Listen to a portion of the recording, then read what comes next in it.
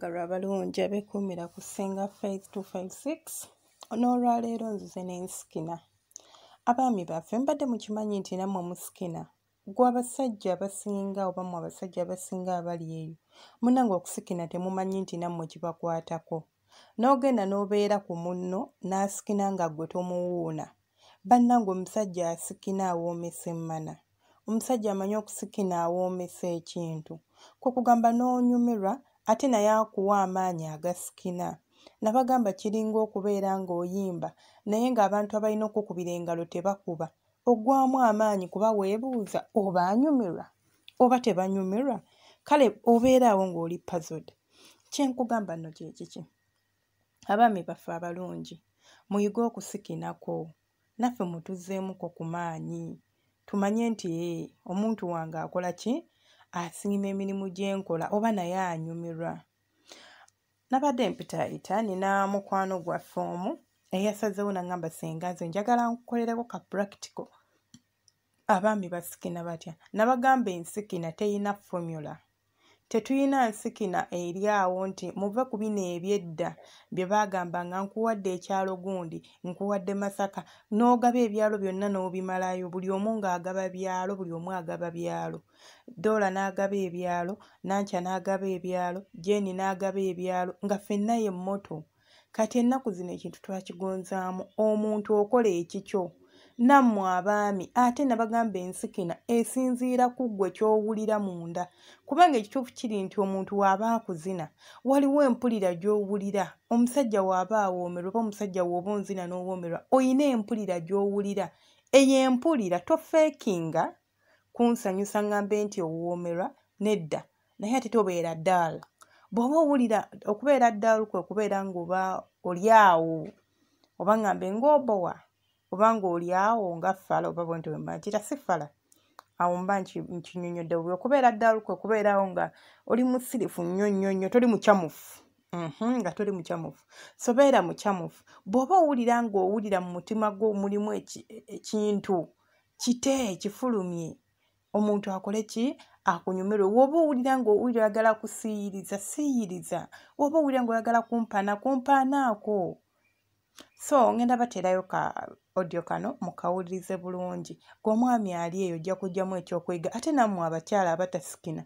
Nabagamba okuzina okuwoomesa emmanayo oba ebimu ku biwoomesa emmana oba ebimu ku bikola mukyala awooma ye mukyala asikina nga bamuzina.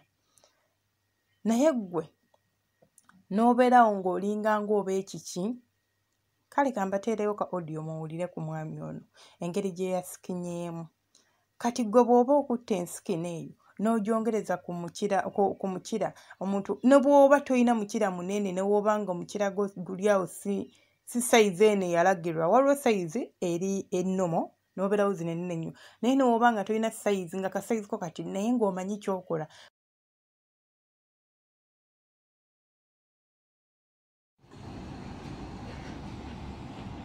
Baby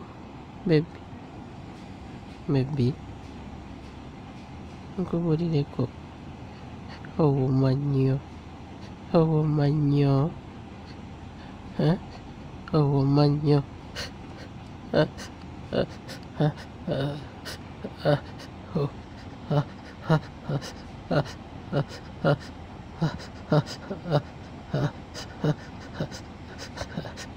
okimanyi owooma nnyo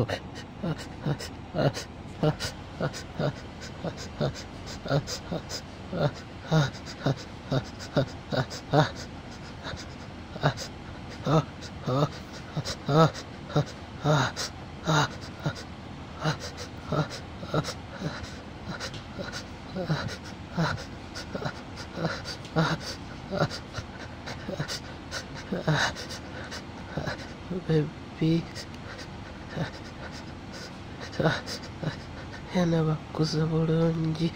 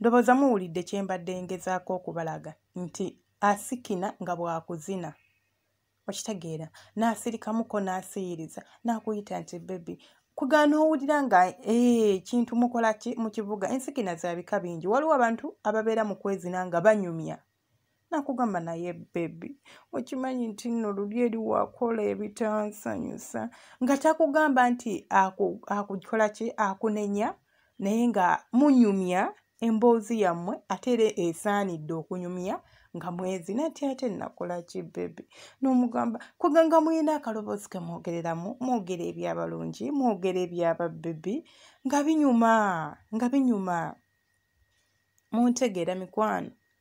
So nze kyeninza okubagamba nti gwe omwami ali eyo ng'obadde olowooza nti okusikina kwaffe abakyala fekka ogw'omulembe gwavaawo dda, eyo twavaayo dda. Mune kati tuli mu mulembe mupya n'abaami balina okusikina n'abaami musikina, naye osanga omwami n'akubeerako oba nadda ku mwana wa munne mwaka ku mwaka wamuwasa naye tolisikina ne bwe yeerogoza bannange ne bw'oba ggwe n'ozina nga omuntu gw'ozinira takuba ngalo akutunira butunuulizi otuuka nogaa ye kiki ennyo naye n'osirika n'omulaba bulabi oli kuli ku muno oli okwo okitegeera gw'ofumita bufumisa tonyeega ne bwakuyita nti bebi tomuddamu. Olinza okuba tomanyi kuwaana, olinza okuba tomanyi kusikina oba kusiyiriza, olinza okuba tomanyi yadde kintu kyonna, naye bw'oba owulira obuwoomi omuntu bw'oli ekintu n'okiwoomera olaba ne bwaba mwana akola ng'awoomeddwa, so nawe vaamuko ku ddoboozi okitegeera. Ate temwerabira jalambako tewerabira kusubscribinga kubanga vidiyo ejja enkulu nnyo. Njagala tusome ku ngeri gye tusobola okwebazaamu abaagalwa baffe nga tumaze okwezina.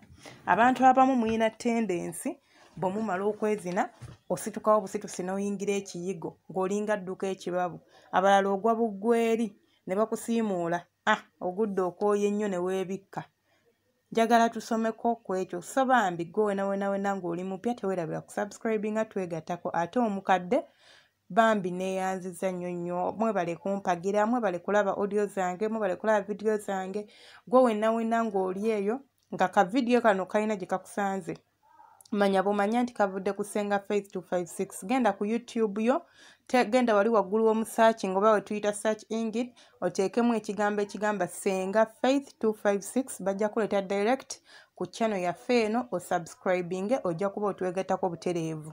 Kuliko okwebuulirira, twesomesa eby'omu kisenge, enkwata y'omukwano, ebyabafumbo, okuwangaaza omukwano, byonna ku ebiri kuno eno. So bambi teweerabira kusubscribinga. Subscribinga obeere ng'otwegattako ate n'akadde kateekeko obeere ng'ofuna notification buli otuteekayo vidiyo empya.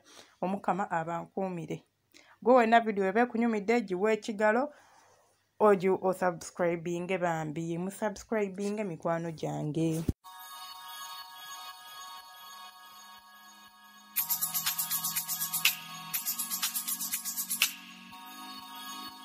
Yeah, yeah.